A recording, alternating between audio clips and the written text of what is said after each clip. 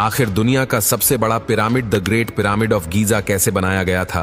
एक एस्टीमेट के हिसाब से इस पिरामिड में टोटल 23 लाख बड़े बड़े पत्थरों का इस्तेमाल किया गया है, जिनमें से हर एक पत्थर का वजन 50,000 किलोग्राम था। अगर इसके टोटल वजन का अंदाजा लगाया जाए तो इस पिरामिड का वजन 60 लाख टन है। इतना ज्यादा वजन 480 फीट की ऊंचाई तक लेके जाना और हर एक ब्लॉक को परफेक्ट एंगल पर रखना एक ऐसा टास्क है जिसको आज के दौर में मशीनरी की मदद से ही परफॉर्म करने में कई साल लग सकते हैं। तो सोचे ये काम 45 सदियों पहले बगैर मशीनरी के कैसे किया गया होगा। तो चलिए ये सब जानते हैं आज के इस वीडियो में। जिस 13 एकड़ की जमीन पर इस पिरामिड को बनना था, उसका लेवल थोड़ा सा भी आउट होता तो 23 लाख पत्थरों के इस पहाड़ का खड़ा होना बिल्कुल भी मुमकिन नहीं था। इस जमीन को लेवल करने के लिए उस टाइम के इंजीनियर के पास ना ही लेजर लेवलर था और ना ही बबल लेवल। एक्सपर्ट्स का मानना है कि कंस्ट्रक्शन साइट की चारों साइड्स पर खड्डा करके उसमें पानी डाला गया होगा और फिर एक साइड के पानी के लेवल से दूसरे साइड के पानी के लेवल को मैच किया गया होगा। जो जमीन का हिस्सा पानी के लेवल से मैच नहीं कर रहा होगा, उसको छेनी और हथौड़ों की मदद से काटकर लेवल किया गया होगा। कई एक्सपर्ट्स का मानना है कि एंशिएंट के लोगों ने इस सिंपल टूल का भी इस्तेमाल किया होगा, जिसकी दोनों साइड्स पे लकड़ियां और उसके ठीक सेंटर पर एक रस्सी से पत्थर बंधा हुआ है। अगर पत्थर जमीन से टच हो गया और उसकी रस्सी ठीक सेंटर लाइन पर आ रही होगी तो इसका मतलब है कि बीच की जमीन परफेक्टली लेवल है। अब पिरामिड कंस्ट्रक्शन साइट पे डायरेक्शंस भी सेट थी, मार्किंग्स भी हो चुकी थी और जमीन का लेवल भी सेट था। अब बारी थी कंस्ट्रक्शन स्टार्ट करने की, जिसके लिए लाखों टन वजनी और बड़े पत्थर रिक्वायर्ड थे। लेकिन ये पत्थर काटने के लिए ना ही उनके पास ग्राइंडर थे और ना ही जैक हेमर्स। फिर भी उन्होंने 50 टन वजनी पत्थर काटे भी और उनको स्क्वायर या रेक्टेंगल शेप भी दिया। लेकिन आखिर किसकी मदद से?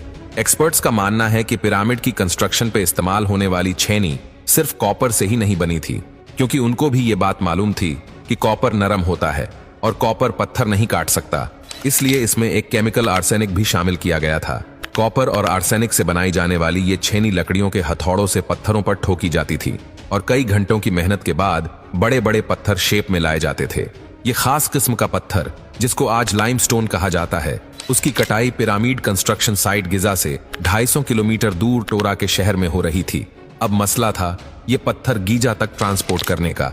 हर एक पत्थर 50,000 केजी के बराबर था, जो तकरीबन 3 पैसेंजर बस के वजन के बराबर बनता है। और ऐसे 23 लाख पत्थर सिर्फ एक पिरामिड में इस्तेमाल होने थे। हैरत अंगेज तौर पे ये काम वर्कर्स और कश्तियों की मदद से किया गया। टोरा और गीजा के बीच में मौजूद रिवर का फायदा उठाया गया और बड़ी बड़ी कश्तियों में पत्थर डालकर पिरामिड साइट पर पहुंचाए गए। एक्सपर्ट्स का मानना है कि ये काम इतना आसान नहीं था। शिप्स में इतने बड़े पत्थर की लोडिंग और अनलोडिंग में कम से कम 500 मजदूरों की आर्मी एक ही वक्त में लगाई गई होगी। लेकिन एक्सपर्ट्स को हर वक्त एक ही बात सता रही थी कि लाइमस्टोन कट भी गए, ट्रांसपोर्ट भी हो गए और कंस्ट्रक्शन के दौरान एक के ऊपर एक लगना भी शुरू हो गए। मसला यह था कि पत्थर इतनी ऊंचाई तक आखिर पहुंचाए कैसे गए होंगे। लेकिन आखिरकार खुदाई के दौरान आर्कियोलॉजिस्ट को जमीन से कई फुट नीचे मलबे के नीचे दबी हुई स्टेयर्स और एक रैंपनुमा चीज मिली। खुदाई के बाद स्टेयर्स पर कुछ अनोखे गड्ढे भी उभर कर सामने आए। दोनों साइडों पर स्टेयर्स, बीच में रैंप जिसकी स्लोप 25% के आसपास थी, और स्टेयर्स पर बने अनोखे गड्ढे आखिर क्यों बनाए गए थे? एक्सपर्ट्स का मानना था कि यह सब कुछ क्वेरी से निकलने वाले स्टोन को ऊपर लेकर जाने के लिए ही बनाया गया था। काफी सोच विचार के बाद यह नतीजा निकाला गया कि इन गड्ढों में लकड़ी के तने डाले जाते थे, स्टोन का बड़ा ब्लॉक जिनको रस्सियों से बांधा जाता था, और वो रस्सियां इन लकड़ी के तनों से ट्विस्ट होकर जाती थी, जिससे वर्कर्स को स्टोन खींचने में आसानी होती थी। ये माना जा सकता है कि ये लकड़ी का तना उस दौर में पुली का काम करता था। मॉडर्न क्रेन्स और लिफ्टर्स में भी आपने पुली सिस्टम देखा होगा। पुली के इस्तेमाल करने से क्रेन की मोटर पर लोड 50% तक कम हो जाता है।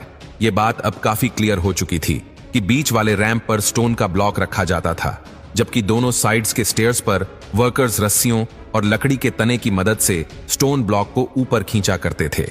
जबकि स्टोन ब्लॉक की फ्रिक्शन को कम करने के लिए रेती का इस्तेमाल भी किया जाता था।